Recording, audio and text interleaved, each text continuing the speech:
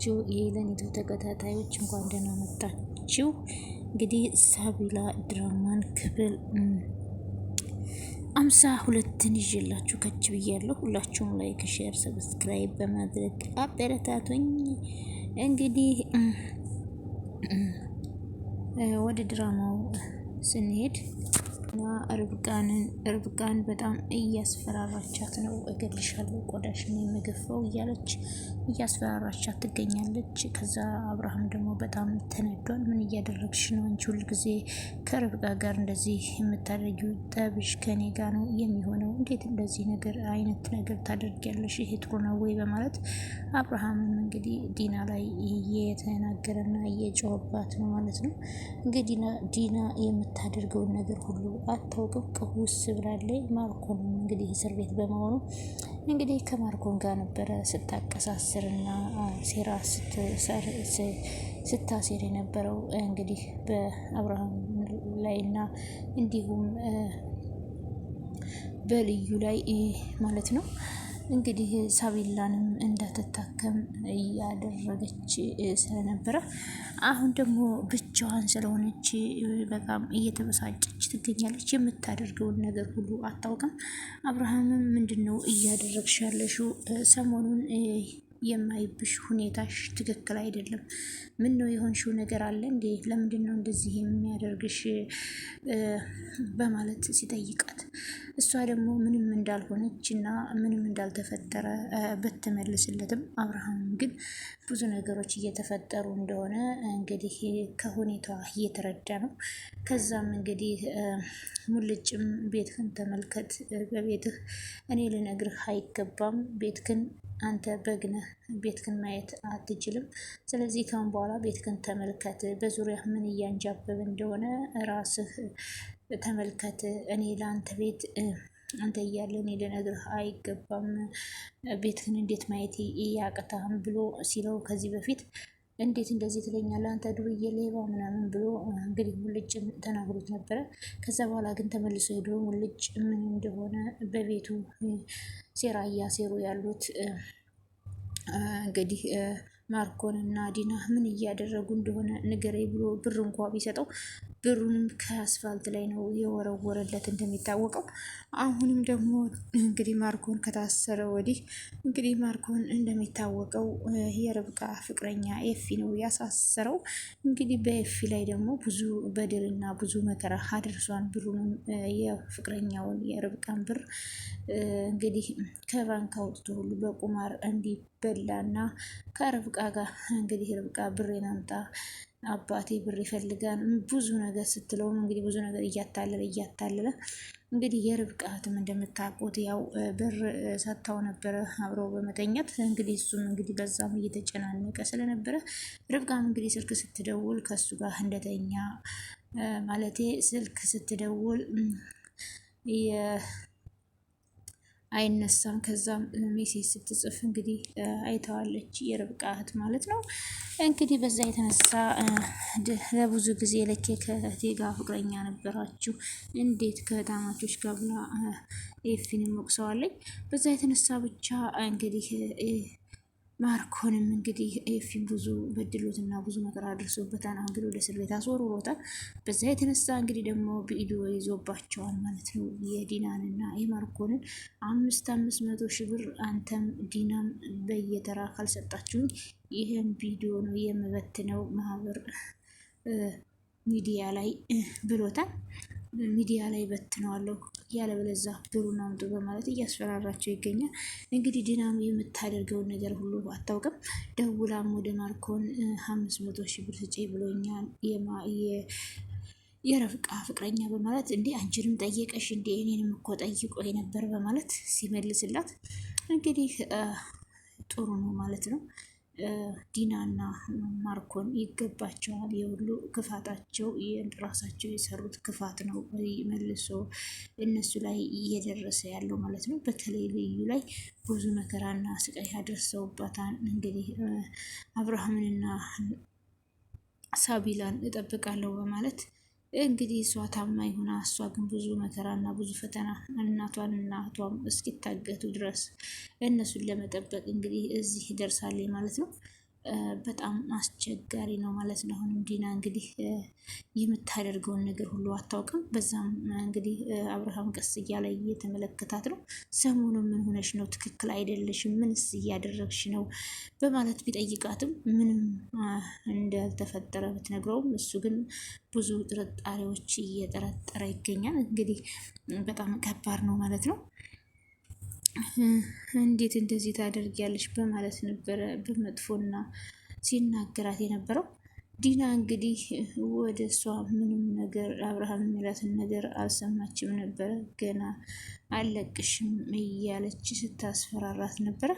እንግዲህ የዲና ሁኔታ አብርሃም በጣም አስጨንቆት ይች ልጅ ምን እየሆነች ነው በማለት በጣም በቁጣ ሲያናግራትም አሁን ላይ እንግዲህ አንገቷን በጣም ጎርታት ነበረ። አብርሃም እንግዲህ የርብቃ አንገት አየ በኋላ በጣም ተበሳጭቶ ዲና ላይ በጣም መጥፎ ነገር እያሰበ ነበረ። በዚህ መሀል ግን ርብቃ ሀያት በኋላ ይህንን አንገቷን አንቺ ነሽ እንዲህ ያደረግሻት እያለ ዲናን ጠይቋት ነበር። ዲና ግን ገና ነው ቆዳዋን እገፈዋለሁ እያለች ስትዝት አብርሃም በጣም ተበሳጭቶ ነበረ። በጣም አሁን ላይ አይን እያየ እዚሁ ይቅርታ ጠይቂያት። ምን እየተካሄደ ነው? ጭራሽ እኔ በሌለውበት አንገቷን አንቀሽ ልገያት ነበረ። አሁን ደግሞ እኔ ስመጣም እኔ እዚህ ቆሜ በመሀላችሁ ይህን ያህል ዛቻ ከምን የመጣ ነው? ምን ብታደርግሽ ነው? የተፈጠረ ነገር አለ? ያጠፋሽው ነገር አለ? የደበቅሽኝ ነገር አለ? ቢላትም ምንም የለም በማለት እንግዲህ ለአብርሃም እየነገረችው አይደለም። አብርሃም እንግዲህ የትዳር አጋሪ ናት ብሎ ምስኪን እንግዲህ ዲናን ተሸክሞ እየኖረ ነው ማለት ነው። ዲና ግን ይቺ የተረገመች ማርኮንን ወንድሜ ነው ብላ ወደ ቤት የሁለት ልጆች አባቷ ማለት ሁለት ልጆች የወለደችበት የልጆቹ አባት እንደሆነ እንግዲህ አብርሃም አያውቅም። አብርሃም እንግዲህ ያወቀ ጊዜ ምን እንደሚፈጠር እንግዲህ ከባድ ነው። ደግሞ ማወቅ አለበት። የዲናና የማርኮን ሴራ መታወቅ አለበት። እስከ መቼ ተደብቆ? ስለዚህ መታወቅ አለበት እላለሁ እኔ። እናንተስ ምን ትላላችሁ? ለምን የማርኮንና የዲና ግፍ በጣም በዝቷል ማለት ነው። በጣም የማይገባ ነገር ነው እያደረጉ ያሉት ማለት ነው። እና ዲና በጭራሽ አላደርገውም፣ ይሄን ነገርማ ከማደርግ ብላ ነበረ። አላደርገውም፣ ይቅርታ አልጠይቅም፣ እንደማታደርጊውማ አይሻለሁ፣ አሁንም ይቅርታ ጠይቂ፣ የመጨረሻ ማስጠንቀቂያ ቢሰጣት እኔ ምልሽን ካላደረግሽ ለማደርገው ነገር ትጸጸሻለሽ። በጣም ደንግጣለች። አብርሃም ከቤት ያስወጣኛል ብላ በራሷ ፍላጎት እንግዲህ ከራሷ ጋር በጣም ጸብ ውስጥ ነበረች። ይቅርታ ትላታለች ለርብቃ። እንደዛ ያደረገች በኋላ ደግሞ በጣም እልህ ውስጥ ትገባለች። በፍጥነት ወደ ክፍሏ ገብታ የእጅ ቦርሳዋን ይዛ አውልቅ ትላለች። ርብቃም በጣም ጨንቋታል። እባክህን አስቁማት፣ ወዴትም እንዳትሄድ እያለች አብርሃምን ስትናገር ስትለምነው ነበረ።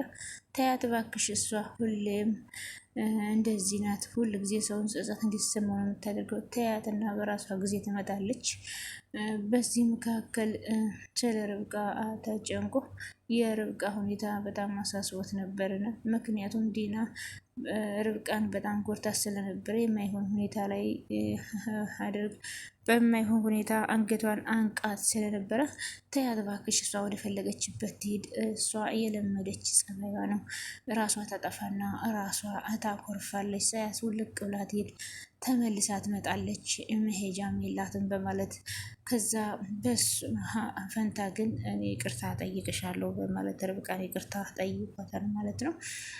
አብርሃም ግን በጣም ተናዷል። እቺ ልጅ ከቀን ወደ ቀን እየባሰባት ነው የምትሄደው እየባሰባት ነው እየሄደችው ያለችው። ምንም እየተሻሻለች አይደለም።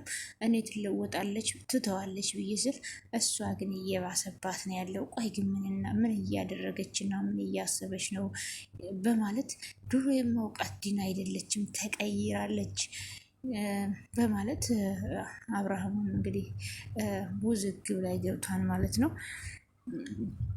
ርብቃ በጣም ላደረገቻትን ነገር በሙሉ እንኳ ጠነቀቅ። ለዚህ ሁሉ ነገር ምንድን ነው መንስኤው ብላ ርብቃም ጥያቄ ሆኖባት፣ ነገር ግን ርብቃ ከዛ አብርሃምን እየዋሸችው እንደሆነ እሱ እንኳ አያውቅም። ዲናና ማርኮል ርብቃን በእጃቸው ባላቸው ቪዲዮ እያስፈራሩ የአብርሃምና እንግዲህ የዲናን ነገር እንግዲህ አብርሃም ታክማለች፣ ሐኪም ናት በማለት እንግዲህ ለአብርሃም የምትጠቅም አስመስለው ለራሳቸው ጥቅምና ሴራ ማለት ነው ይዘዋት መጥተው ወደ ቤት። ርብቃ ግን እስከዛሬ አልጎዳችውም ማለት ነው። በጣም ነው የሚያሳዝናት አብርሃም ማለት ነው። የዲናና የማርኮን ተንኮል ግን ሌላ ነገር ነበረ። ዲና እንግዲህ አንቺ ነሽ የኔን ህይወት የምትበጠብጭው። አሁን ላይ ኤፊ ደግሞ ስልክ ደውሎ ባጨናነቃት ለርብቃ እያገዘች ነበረ።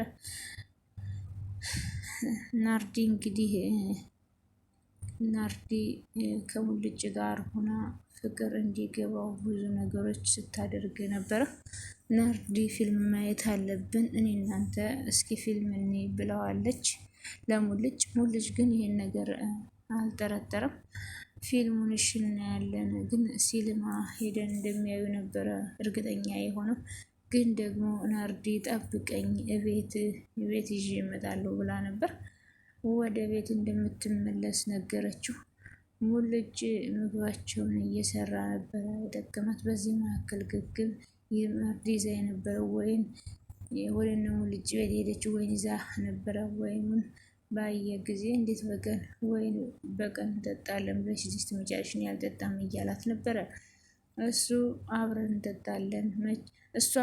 አብረን እንጠጣለን ብቻዬን አትተወኝም፣ ስለዚህ አብረን እንጠጣለን በማለት እንግዲህ የተለያዩ ነገሮችን እንዴት አደርግ ሙልጭ አይኑ ከልዩ በስተቀር ማንንም ማየት ለማንም ልቡ መከፈት አልቻለም። ናርዲ ግን በተለያዩ ነገሮች አይኑን እንዲከፍት ብታደርግም ልዩ አሁን ላይ ከርብቃ ጋር ሆና ምንድን ነው እሷ ናት እንዲህ ያደረገችሽን? ዲና እንግዲህ ከቤት ፈጥና በወጣች ሰዓት ከልዩ ጋር ተገጣጥመው ነበረ። ዲና ልዩና ርብቃ ላይ አይኗን ጥላለች። ከሁለት ሴቶች በስተቀር ስለኔ ህይወት ስለኛ ህይወት የሚያውቅ ማንም የለም። የኔንና የማርኮንን ህይወት እየበጠበጡ ያሉት ርብቃና ልዩ ናቸው። ስለዚህ በርብቃና በልዩ ላይ አንድ ነገር ማድረግ አለብኝ ብላ እንግዲህ ዲና እያበደችና እያበደች ትገኛለች። የምትሆነው ሁሉ ጠፍቶባታል። ምን ማድረግ እንዳለባት እንኳ አታውቅም። ዝም ብላ ሁሉን ነገር በስሜት ነው የምታደርገው። እንግዲህ ርብቃንና ልዩን ከቤት ለማስወጣት ብዙ ጊዜ ሞክራ ነበረ፣ ግን አልተሳካላትም ማለት ነው። ለማርኮንም ቢሆን እንግዲህ ርብቃ ከቤት ትወጣለች ብላ ነበረ። ማርኮን ግን የዲናን ነገር አልሰማም። ስለዚህ አሁን ማርኮን እስር ቤት በተጣለበት ሰዓት እሷ ደግሞ ብቻዋን እያበደች ትገኛለች ማለት ነው። ውድና የተከበራችሁ የቻናል ተከታታዮች አብራችሁኝ ስለነበራችሁ ከልብ አመሰግናለሁ። በያላችሁበት የዓለም ዳርቻ ሰላማችሁ እጥፍ ድርብ ብዝት ይበልልኝ። ቻናሌ ላይክ፣ ሼር፣ ሰብስክራይብ እያደረጋችሁ አበረታቶች። ላይክ፣ ሼር፣ ሰብስክራይብ ማድረግ አይከፈልበትም እና ውድና የተከበራችሁ ቤተሰቦች በሚቀጥለው እስክንመለስ ድረስ ሁላችሁም ሰላማችሁ በጥፍ ድርብ ብዝት ይበልልኝ። ፈጣሪ አምላክ የምንወዳትን ሀገራችንን እምዬ ኢትዮጵያ መሀሏ ገነት ዳሯን እሳት ያደርግልን። እንግዲህ ዓለማችንንም ሰላም ያደርግልን። አሁን ከምንሰማው ከጦርነቱ ከችግሩ ሁሉ አሁን የሚሰማው ነገር ሁሉ ደስ አይልምና እሱን ሁሉ ፈተናውን ሁሉ ፈጣሪ ያርቅልን። ሰላሙን፣ ፍቅሩን፣ አንድነቱን ለህዝባችን ይላክልን እላለሁ እና ደስ የሚልና አስተማሪ ድራማ ነው ሳቤላ ድራማ። እንደተማራችሁበት ተስፋ አደርጋለሁ። እንግዲህ ዲናና ማርኮን እንግዲህ በጣም ተንኮለኛና ተንከሲስ ናቸው ማለት ነው። የሚያደርጉትን ነገር ሁሉ አያውቁትም። አንድ ቀን አስበውትም አያውቁም።